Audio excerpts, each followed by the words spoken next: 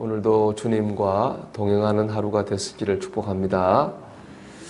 오늘 본문을 보면 대제사장들과 백성의 장로들이 예수님을 총독 빌라도에게로 이제 데리고 갑니다. 왜냐하면 그 당시는 로마가 다스리고 있었기 때문에 사람을 죽고 살리는 권한은 로마 총독인 빌라도에게 있었거든요.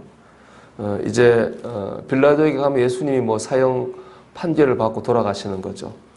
이 모습을 본 가룟 유다가 정신이 번쩍 들었습니다. 유다가 예수님 팔았잖아요. 근데 예수님이 빌라도에게 가는 것 보고는 정신이 들었습니다.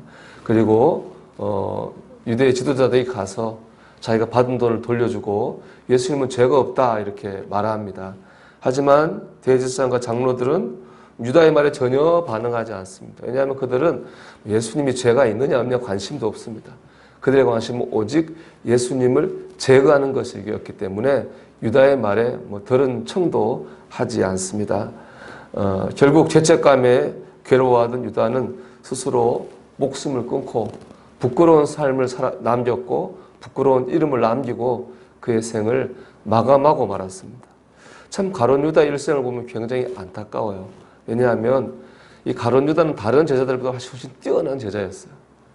예수님의 제자들이 가룟 유다 빼고는 전부 다 이 북쪽에 있는 갈릴리 사람들입니다. 갈릴리 사람들은 대부분 다 가난하고 배우지 못한 사람들이었어요. 그게 유다는 유다만 남쪽 사람이에요. 가롯이라고 하는 동네가 남쪽이거든요.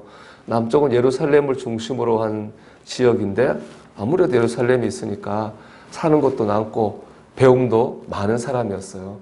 실제로 가룟 유다도 다른 제자들과 달리 엘리트였어요. 그래서 가룟 유다가 제자 공동체에서 재정부장을 받지 않았습니까? 그럼 가룟 유다는 다른 제자들에 비해서 배움도 많은 그런 사람이었습니다. 거기다 유다는 아주 의롭고 의로움을 추구하는 사람이었습니다. 요한복음 12장 보면은 마리아가 예수님 머리에 1년치 연봉에 해당하는 비싼 향유를 붓고 예수님과 자신의 사랑을 이렇게 고백하잖아요. 그걸 본 가룟 유다가 비난하죠. 그 비싼 향유를 팔아가지고 가난한 사람들에게 주면 얼마나 좋겠느냐, 왜 이렇게 낭비하냐라고 그 여인을 비판합니다. 예수님과의 관계만 떼놓고 보면, 객관적으로 놓고 보면 가룟 유다의 말이 틀린 거 아니죠. 어려운 사람 돕겠다는 거 좋은 거 아니겠어요?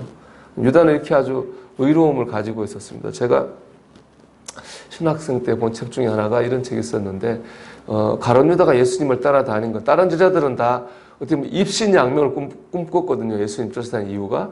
근데 가룟 유다는 이스라엘 민족의 독립이라고 하는 자신의 꿈을 이루기 위해서 예수님을 쫓았다.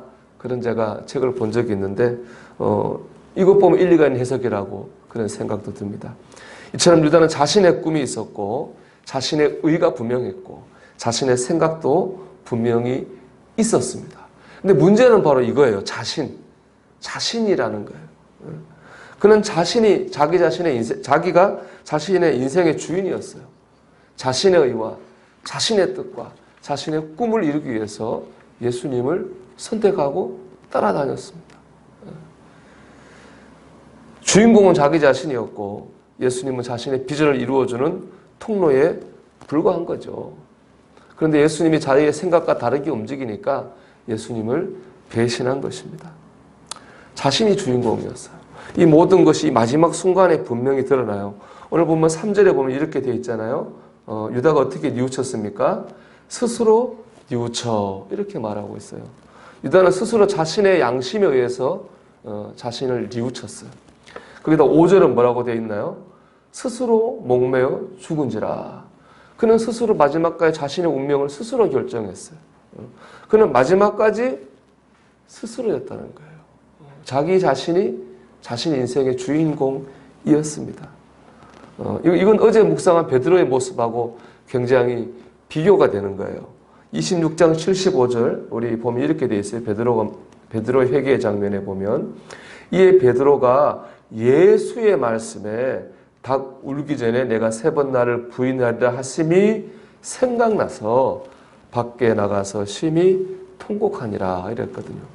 베드로는 무엇 때문에 회개했나요? 예수님의 말씀 때문에 회개했어요. 말씀에 의해서 회개했다고요. 그리고 연약한 모습으로 주님을 의지하며 울었습니다. 회개했습니다.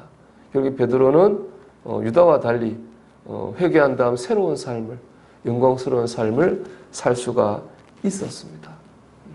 베드로의 주인공은 예수님이었다는 거예요. 여러분, 그리스도인의 성공과 실패를 가르는 것은 누가 주인공인가, 누가 주인인가 하는 것입니다.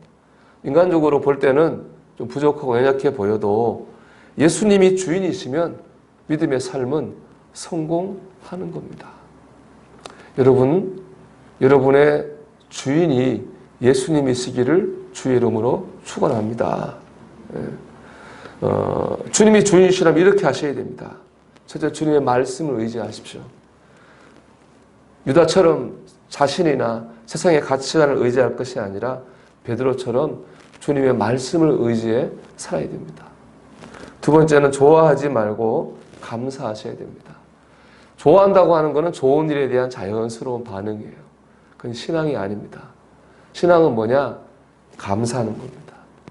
오늘 하루 여러분 주님의 은혜에, 구원하신 은혜에 감사하시기 바랍니다. 세 번째는 주님을 통해서 내가 원하는 것만 얻으려고 하지 말고 주님이 원하시는 것을 얻는 일에 나를 좀 들여야 됩니다.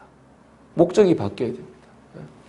요즘 우리 교회에서 철로역정을 이제 줌으로 온라인으로 공부하고 있지 않습니까? 제가 온라인으로 철로역정 읽으면서 지난주에 그런 생각을 한번 해봤습니다. 제가 초등학교 때는 가끔 교회를 나갔거든요. 아주 가끔 나갔는데 언제 주로 성탄절 뭐 줄 때 나갔어요. 뭐 그거 받을 마음에 교회에서 주는 과자든 뭐 선물 받을 마음에 교회를 뜨문뜨문 나갔어요. 중학교 때부터 이제 교회를 제대로 나가기 시작했는데 그 계기는 뭐냐? 교회 다니는 친구들이 교회 가면 이쁜 여학생들이 많다는 거예요. 연애할 마음에 제가 교회를 나갔어요. 그리고 제가 40년 정도 시간이 지난 거예요. 지금 이제 한번 나를 돌아봤어요. 나는 지금 뭘 위해서 교회를 다니고 있나? 나는 지금 무슨 목적으로 예수를 믿고 있나? 한번 저를 돌아봤어요. 40년 지금이나 전이나 지금이나 여전히 내가 원하는 그 무엇을 얻고자 내가 교회에 다니고 주님을 믿고 있는 건 아닌가 하는 생각을 했어요. 이제 40년 믿었으면 뭔가 달라지고 뭔가 변화되고 그래야 될 것 같은데 과연 내가 변화되고 있는가? 한번 그런 모습을 돌아보게 됐습니다. 여러분 어떻습니까? 여러분 믿음의 성공은 철저히 주님이 주인 되시는 겁니다. 오늘도 말씀 의지하시고 감사하시고 주님이 원하시는 바를 내가 이루어 드려야 되겠다. 여러분 그런 목적 가지고 사시기 바랍니다. 우리 고난주간이잖아요. 주님 얼마나 아프셨겠지. 그거 이번 주를 설교했지만 그것만 생각하는 고난주간 아니죠. 고난주간은 정말 내 삶을 주님께대로 주의 일에 동참하는 겁니다. 주가 쓰시겠다. 동참하는 건데 오늘 한날 주님이 내 인생의 주인 되게 될 때에 우리가 주님의 고난에 동참하는 하루가 될 줄 믿습니다. 그런 저와 여러분 되시기를 주의 이름으로 축원합니다. 기도합시다. 오늘 한날 예수님이 내 인생의 주인 되는 하루가 되게 주옵소서. 기도드리겠습니다.